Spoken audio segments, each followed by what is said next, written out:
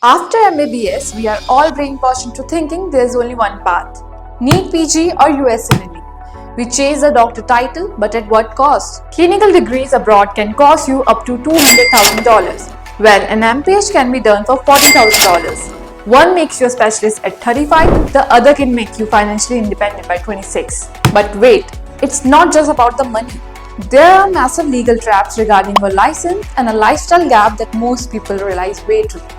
Today, we are breaking down the real 5-year financial and lifestyle comparison. By the end, you will know exactly which path is the dream and which is a trap for you. Now let's talk about the entry fee. Studying abroad isn't just tuition, it's the cost of the journey. And the first, public health path. In the UK, a 1-year MPH costs roughly 25 to 35 lakh rupees, including living expenses. In USA and Canada, these are usually 2-year programs, ranging from 45 to 70 lakh rupees. And the Head Start, you pay this one and you are job ready in 12 to 24 months. No licensing exam required to start working. Second, the clinical path, residency or MD. In the US, you don't pay tuition for residency, but the pathway is a financial drain. Between step exams, UWorld and the mandatory 1.5 to 2 lakh rupees per month for US clinical rotation, you will spend 15 lakh rupees to 25 lakh rupees just to get a seat. In India, if you don't get a government seat, be prepared to shell out 60 lakhs to 1.5 crore rupees. And the student helpline tip? This is where most students get stuck.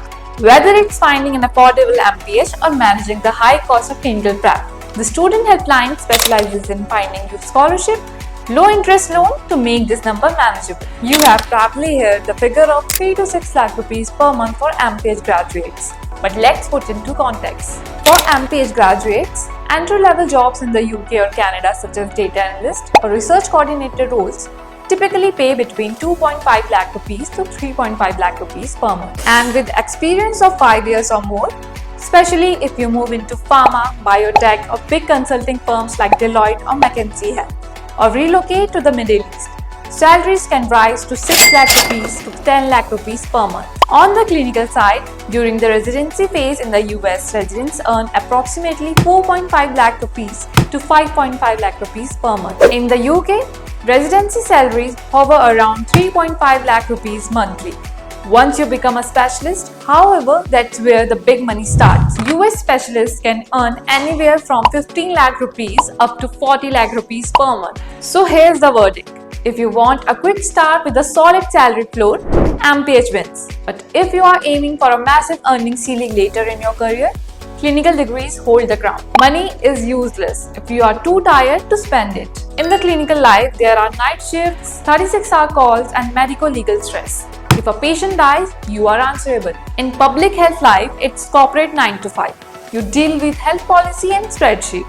If you make a mistake, it's a data error, not a patient death. You have your weekends, you have a social life, or many of you, your mental health and family time are worth more than a surgeon's salary.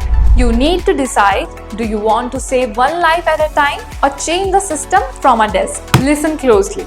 This is the part that ruins careers. MPH is not a medical license. Doing an MPH does not allow you to practice as a doctor in India or abroad. You cannot open a clinic.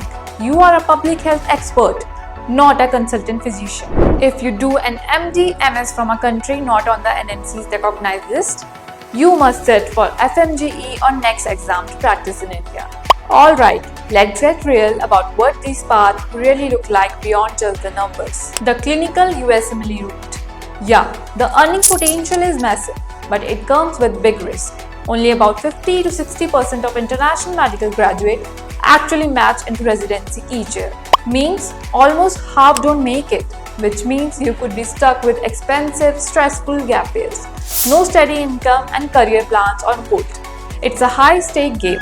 You are investing a lot with no guarantees. Now, MPH might sound like the easy, smooth option, but don't be fooled. It's not a free ride either. The public health job market is crowded, and landing the best role demands serious networking and smart choices. Plus, not all MPH degrees are created equal. Graduating from top school like Johns Hopkins, Harvard, London School of Hygiene and Tropical Medicine, or the University of Toronto can open doors wide. You might find yourself stuck in the same place. You have got to be strategic and play it smart. So let's talk money again. By year 5, an MPH graduate in the UK might have invested around 25 lakh rupees and earned 60 lakh rupees in salary. That's a solid 35 lakh rupees in the bank. Early financial independence. Meanwhile, the clinical USMLE aspirant could still be in deep debt, juggling gap years and waiting for stable pay during residency or job hunting. So let's wrap this up with an authority check. Do not choose clinical if you value work-life balance above all else. The grind is real and it is long. Do not choose public health if you have a doctor ego. If you will feel bad that your peer is a surgeon while you are a manager, you will be miserable. How to decide? If you love patient care, go clinical. If you want global exposure and fast financial freedom, go MPH. But don't do it alone. Deciding your future path is the first step, but actually making it happen, that's the hardest part. That's where the student helpline comes in. For clinical aspirant, we analyze your profile for the most competitive residency in the US, UK or Australia, helping you secure clinical rotation that actually lead to a job. For MPH aspirant, we identify the high yield programs where the tuition is low but the job placement in pharma or global health is nearly 100%. And the paperwork, whether it's scheduling your USMLE exam or crafting a standout MPH statement of purpose. We handle the bureaucracy so you can focus on what matters, your studies and success. Don't navigate this journey alone. Click the link in the description to book a free profile evaluation with the student helpline.